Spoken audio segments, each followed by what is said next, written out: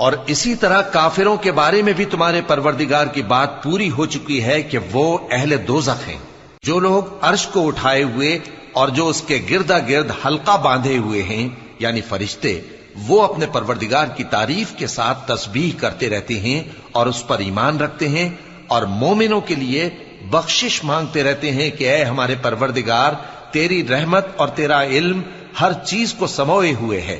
تو جن لوگوں نے توبہ کی اور تیرے رستے پر چلے ان کو بخش دے اور دوزخ کے عذاب سے بچا لے۔ اے ہمارے پروردگار، ان کو ہمیشہ رہنے کی بہشتوں میں داخل کر جن کا تو نے ان سے وعدہ کیا ہے، اور جو جو ان کے باپ دادوں اور ان کی بیویوں اور ان کی اولاد میں سے نیک ہوں ان کو بھی، بے شک تو غالب ہے، حکمت والا ہے۔ اور ان کو بری حالتوں سے بچائے رکھیو، اور جس کو تو اس روز بری حالتوں سے بچا لے گا تو نے بے شک اس پر مہربانی فرمائی۔